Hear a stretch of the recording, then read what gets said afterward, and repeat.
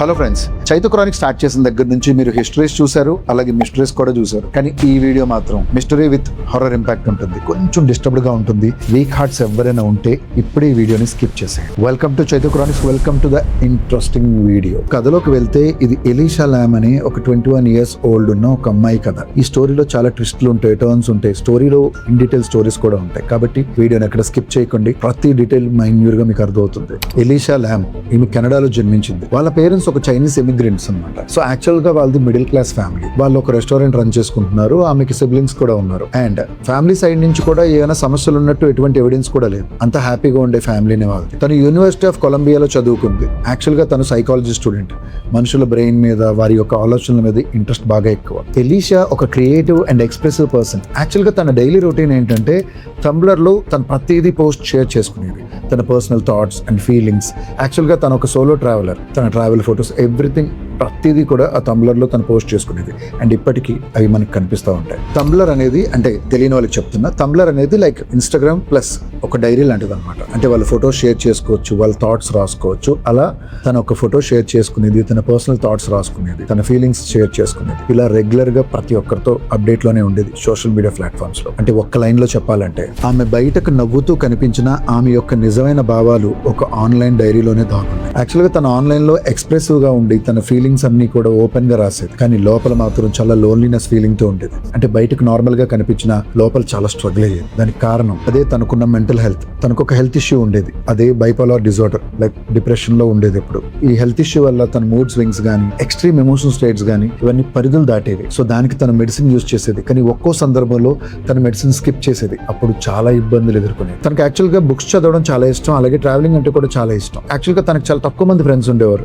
అందుకే ఎక్కువ టైం తనతో తానే గడిపేది, ఒంటరిగా ఉండేది. ఎప్పుడు చూసినా తను ఒక సోలో ట్రావెలర్. దానిలో భాగంగానే తను యుఎస్ వెళ్ళింది. తను ఒక సోలో ట్రావెలర్ అవడం వల్ల తన కెనడా నుంచి లాస్ ఏంజల్స్ కి ఒక ట్రిప్ గా వెళ్ళింది. అక్కడ తను ఒక హోటల్లో స్టే చేసింది. ఆ హోటల్ పేరే ద సెసిల్ హోటల్. ఈ హోటల్ కి చాలా డార్క్ హిస్టరీ ఉంది, చాలా కథలు ఉన్నాయి. ఇప్పుడు వాటిలోకి వెళ్లే ముందు ఒక్కసారి వీడియోని లైక్ చేయండి, అలాగే సబ్స్క్రైబ్ చేసుకున్న వాళ్ళు ఎవరైనా ఉంటే ప్లీజ్ సబ్స్క్రైబ్ చేసుకోండి. టాపిక్ లోకి వెళ్తే, యాక్చువల్ గా లాస్ ఏంజల్స్ లో ఉన్న ఈ హోటల్ చూడడానికి చాలా నార్మల్ బిల్డింగ్ లా ఉంటుంది. కానీ ఇది హోటల్ కాదు, ఇది ఒక ట్రాప్. ఎందుకంటే ఈ హోటల్లోకి ప్రాణాలతో వెళ్ళిన చాలా మంది బయటికి తిరిగి రాలేదు. సెసిల్ హోటల్ యాక్చువల్ గా 1924 లో లాస్ ఏంజల్స్ లోని డౌన్ టౌన్ లో నిర్మించారు.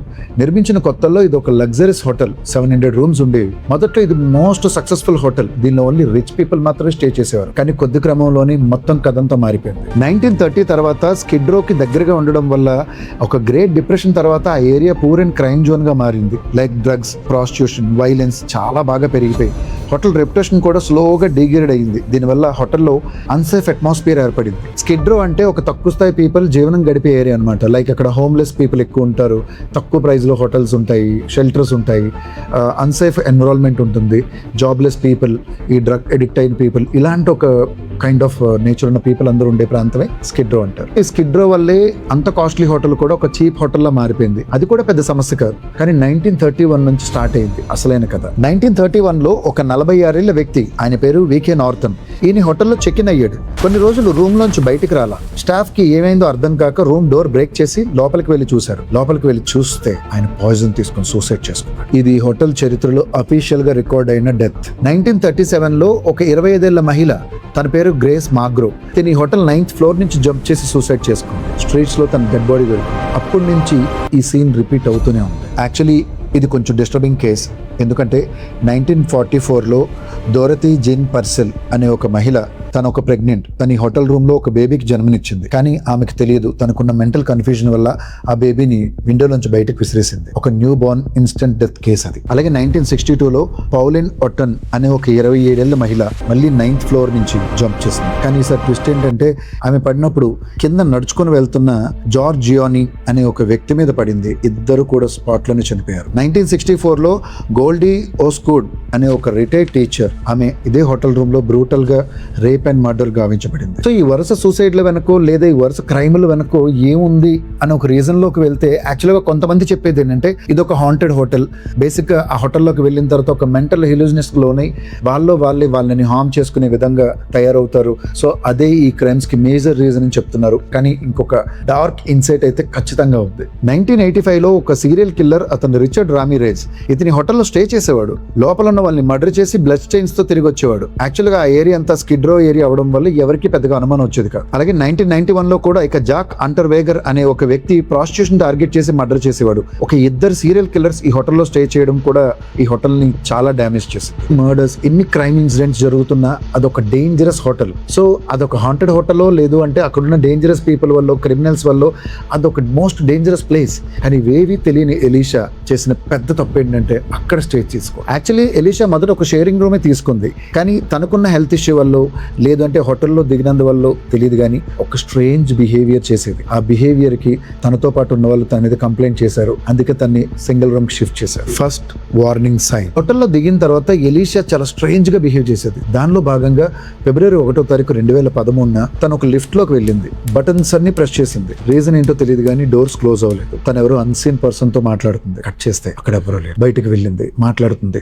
ఎవరితోనూ మాట్లాడుతుంటూ హ్యాండ్ గెచెస్ ఇచ్చింది. అక్కడ ఎవరూ లేరు. సమ్ అన్యూజువల్ యాక్టివిటీలా అనిపించింది. లోపలికి వెళ్తుంది, బయటకు వస్తుంది, ఆగుతుంది, దాక్కొని చూస్తుంది. ఇదంతా చాలా డిఫరెంట్ గా అనిపించింది. కట్ చేస్తే తను ఆ లిఫ్ట్ నుంచి బయటకు వెళ్ళిపోయింది. అక్కడ నుంచి తను ఎవరికీ కనిపించలేదు. ఈ ఇన్సిడెంట్ తర్వాత ఎలీషా మిస్ అయిపోయింది. సో తను ఎవరికీ కనిపించలేదు. పోలీస్ కంప్లైంట్ ఇచ్చారు. వాళ్ళు పోలీసులు వచ్చారు, హోటల్ అంతా చెక్ చేశారు, సీసీ కెమెరాస్ అన్ని చూశారు. But no result. అలా 2 వారాలు గడిచిపోయి తన ఆచూకీ కోసం చూశారు, ఎక్కడ దొరకలేదు. 2 వారాలు గడిచిపోయి ఒక రోజు హోటల్ రిసెప్షన్ లో ఫోన్ రింగ్ అవుతుంది. రిసెప్షన్ బాయ్ ఫోన్ లిఫ్ట్ చేశాడు. అవతల హోటల్లో ఒక గెస్ట్. ఆయన ఏం చెప్తున్నాడంటే హోటల్లో వాటర్ టేస్ట్ అండ్ స్మెల్ చాలా వియర్డ్ గా ఉంది, ఏంటి ప్రాబ్లం అని అడిగాడు. సార్ మేము చెక్ చేస్తామని చెప్పి ఆయన ఫోన్ కట్ చేసి మెయింటెనెన్స్ డిపార్ట్మెంట్ కి కంప్లైంట్ చేశాడు. మెయింటెనెన్స్ డిపార్ట్మెంట్ వాళ్ళు రూఫ్ టాప్ కి వెళ్ళి వాటర్ ట్యాంక్ లో చూస్తే వాళ్ళు షాక్ అయిపోయారు. ఎందుకంటే అక్కడ ఉన్నది ఎలీషా డెడ్ బాడీ. తన బాడీ మొత్తం నాగ్ గా ఉంది. ఒంటి మీద బట్టలన్నీ సెపరేట్ గా ఉన్నాయి. యాక్చువల్లీ తన ఐటమ్స్ కూడా కొన్ని పక్కన పడి ఉన్నాయి. సో తన వాటర్ లో చాలా రోజుల నుంచి ఉంది. తెలియకుండానే గెస్ట్లందరూ వాటర్ యూజ్ చేశారు. సో ఫైనల్ గా తను చనిపోయింది. కానీ ఇక్కడే మొదలయ్యే ప్రశ్నలు ఏంటంటే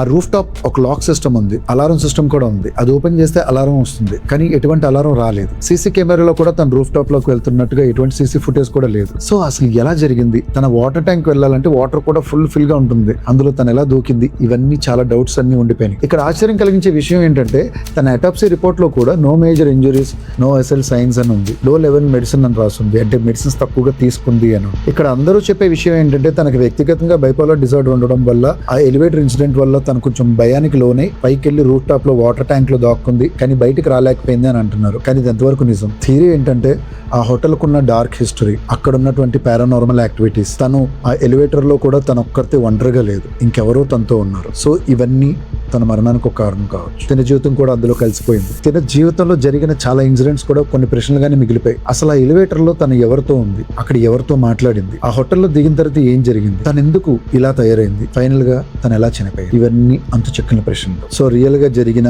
ఒక డార్క్ మిస్టరీ వీడియో ఇది. వీడియో నచ్చితే లైక్ చేయండి, అలాగే మీ అభిప్రాయాన్ని కింద కామెంట్ చేయండి. మీ ఫ్రెండ్స్ అండ్ ఫ్యామిలీ మెంబర్స్ కి వీడియో షేర్ చేయండి. ఇంతవరకు వీడియో చూసారు కదా, ఇదంతా నిజంగా జరిగింది అనడానికి మా దగ్గర ఉన్న ఒకే ఒక ప్రూఫ్ ఆ లిఫ్ట్ లో జరిగిన సీసీ ఫుటేజ్. ఇప్పుడు ఆ వీడియో మీకు ప్లే అవుతుంది, అది కూడా చూడండి.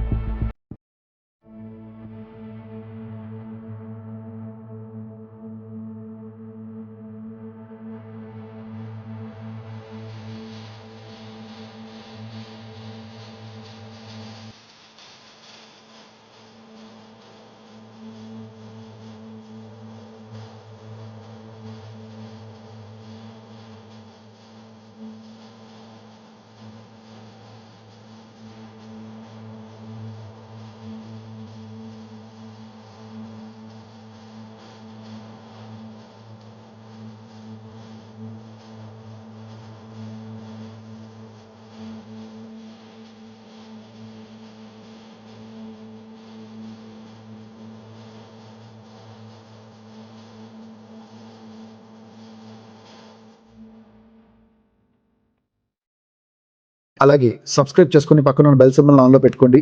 ఇంకా సస్పెన్స్ వీడియోస్ చాలానే రాబోతుంది. Thanks for the watching. See you.